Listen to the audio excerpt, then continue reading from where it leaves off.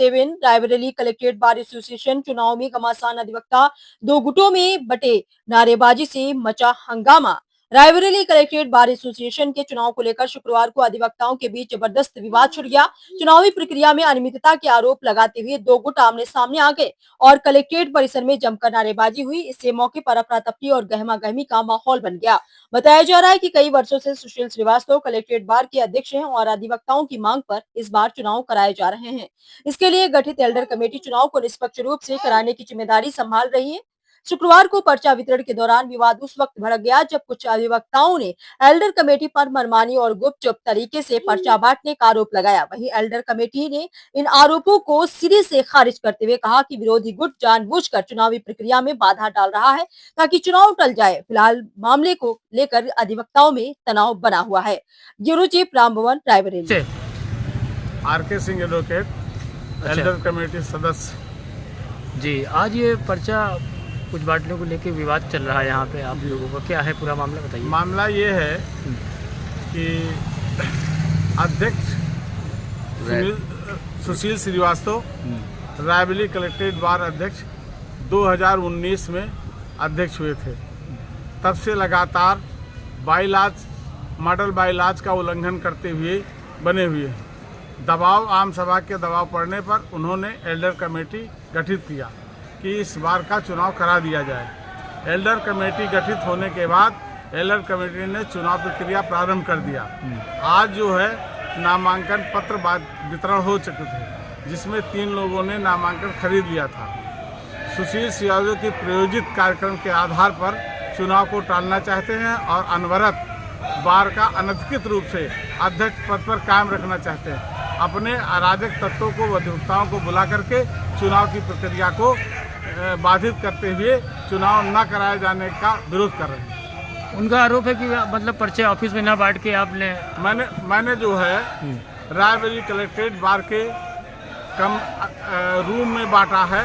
वो पुराना बार रूम कमरा है, उसके पीछे राणा प्रताप हॉल बना हुआ है, वो उसी से संबंधित है। ऐसा है कि चाबी बार की जो है राणा प्रताप हॉल की चाबी तुलसीराम वर्मा के पास थी, जिनकी आंख का ऑपरेशन हुआ था, वो नहीं है। बार के रूम में ही पर्चा का वितरण किया जा रहा था। उनका आरोप गलत है। एक चीज़ ये भी कही जा रही है कि क्या नाम है, आज कोई बैठक शायद एडीएम ने प्रस्तावित की थी कि पहले बैठक हो जाए, उसके बाद आगे की प्रक्रिया की जाएगी। नहीं, आज के लिए कोई बैठक एल्डर कमेटी द्वारा नहीं निश्चित की गई है और न एल्डर कमेटी ने कोई आम सभा बुलाई है, इसलिए बैठक का कोई प्रश्न नहीं उठता और उस संबंध में जो है प्रस्ताव पारित कर दिया गया था। Thank you. क्या मामला है आज आप लोगों का? मामला ये है कि एल्डर कमेटी पर्टिकुलर एक आदमी के साथ पक्षपात पूर्ण व्यवहार करते हुए सिर्फ एक आदमी को लाभ पहुंचाने की नीयत से अवैध तरीके से चुनाव करा रहे हैं। अवैध इसलिए कह रहा हूं कि एल्डर कमेटी को कतई अधिकार नहीं है कि वोटर लिस्ट का वो प्रकाशन करे, जबकि पूर्व अध्यक्ष के द्वारा जो वोटर लिस्ट दी जाएगी उसी वोटरों के आधार पर चुनाव कराया जाएगा, जैसी की व्यवस्था मॉडल बाईलाज में स्पष्ट है। एल्डर कमेटी ने उसी एक आदमी के प्रभाव में, 2 आदमियों के प्रभाव में जो है एक नई वोटर लिस्ट प्रकाशित कर दी और जिन लोगों का शुल्क बार में प्रॉपर जमा था उनको भी जो है वोटर लिस्ट से बाहर कर दिया और उन लोगों का समायोजन वोटर लिस्ट में किया जो प्रॉपर एडवोकेट नहीं है, जिनके पास सीओपी नहीं है, जबकि स्पष्ट रूप से माननीय हाई कोर्ट एवं bar council of Uttar Pradesh के निर्देश हैं कि बिना सीओपी के किसी भी व्यक्ति को लॉ ग्रेजुएट माना जा सकता है, बट एडवोकेट के रूप में स्वीकार नहीं किया जाएगा। ऐसे लोगों को मेंबर बनाकर एक पक्षीय चुनाव कराने का प्रयास एल्डर कमेटी द्वारा किया जा रहा है एवं एल्डर कमेटी द्वारा अधिवक्ता हितों का पूर्णतया हनन किया जा रहा है।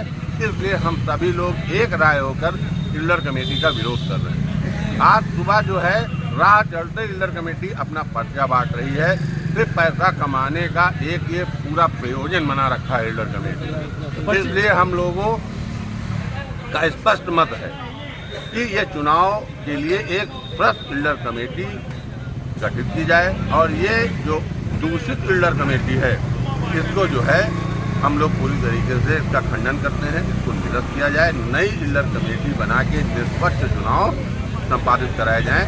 ताकि अधिवक्ता हित में संपूर्ण कार्य निष्पादित हो। क्या है, बार का हॉल बंद होकर चुनाव हो रहा है, ऐसा भी होता है जी, क्या? ऐसा कतई कहीं व्यवस्था नहीं है। सारी प्रक्रिया बार के अंदर से होती है, क्योंकि चुनाव तो बार ही का है। जब बार ही बंद है तो चुनाव कहाँ पर हो रहा है? क्या सड़क पर चुनाव होगा? लेकिन ये सिर्फ दादागिरी है, एक या दो व्यक्ति के दबाव में ये सब कुछ हो रहा है। उसको लाभ पहुंचाने के लिए सब किया जा रहा है।